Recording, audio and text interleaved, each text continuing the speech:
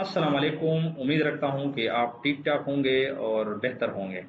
आज हम डिस्कस करेंगे डिटेल में दो मेन टॉपिक जो अमेज़ॉन सेलर बहुत ज़्यादा रिपीट करते हैं इसके बारे में और बहुत अहमियत के हामिल है। एक है प्राइस वार और दूसरा है बाय बॉक्स, जिधर जैसा कि आप इसको देख रहे हैं इधर। प्राइस वार क्या है, बाय बॉक्स क्या है? ये जो राइट साइड पे आपको ये जो बॉक्स नज़र आ रहे हैं ना, इसको एक्चुअल में बाई बॉक्स कहते हैं, जिसमें ऐड टू कार्ट वाला बटन होता है, बाय नाउ का बटन होता है और नीचे fulfilment bye Amazon, sold by someone, ये जो इसमें लिखा होता है इसको कहते हैं बाय बॉक्स। ठीक है।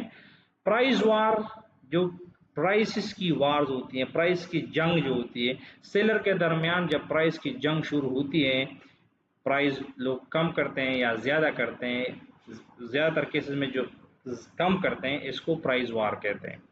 मतलब ये जो प्रोडक्ट हैं, कुछ महीने पहले ये प्रोडक्ट 150 अबाव ये सेल होता था मार्केट में, अब ये 56 पे आया हुआ है। ये क्यों आया है? कि लोग प्राइस कम करते हैं। अब सवाल ये है कि लोग प्राइस कम क्यों करते हैं? इसलिए करते हैं कि उनको लगता है कि इस बाय बॉक्स को विन करने के लिए अगर मैं प्राइस कम करूं तो मेरा नाम आएगा, और ये दुरुस्त भी सोच रहे हैं। लेकिन ये सिर्फ एक रास्ता नहीं है कि आप जस्ट प्राइस कम करके यहाँ नाम ले, क्योंकि इसकी नुकसान ये है, जैसा कि ये प्रोडक्ट है कि 150 160 दरम पे सेलने वाला प्रोडक्ट अगर 56 पे आ गया है तो इसमें क्या प्रॉफिट आपको बचेगा? ये तकरीबन ब्रेक इवन पे आप बेचेंगे, आपको कोई प्रोडक्ट उसमें बचने वाला नहीं है।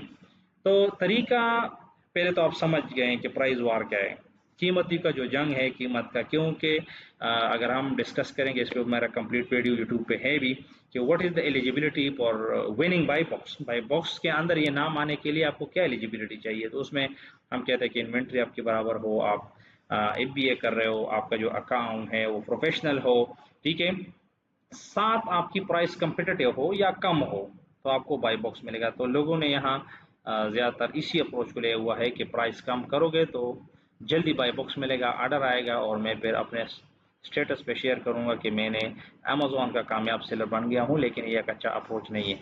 होना ये चाहिए कि आप जब भी एक लिस्टिंग में आएँ तो हफ्ता 2 हफ्ते इंतज़ार करें, क्योंकि आप नए हैं और बाकी पुराने सेलर को आप क्लियरली नज़र आते हैं कि आप न्यू सेलर हैं। तो आप इस तरह की हरकत ना करें, वो फिर आपको कंप्लेंट करेंगे, आपको तंग करेंगे।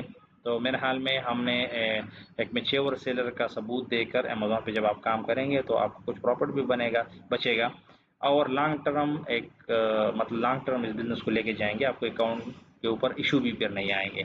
तो होप ये छोटा सा टॉपिक था, लेकिन स्टूडेंट ने 2-3 दफ़ा मुझे बोला कि सर आप इस पर छोटा सा वीडियो बनाएं। तो कंप्लीट वीडियो पहले से भी मेरे कोर्सेज में मौजूद है, लेकिन मैंने सोचा कि इसको थोड़ा सा सिंपल करके दोबारा आपके साथ शेयर करूं। Thank you so much.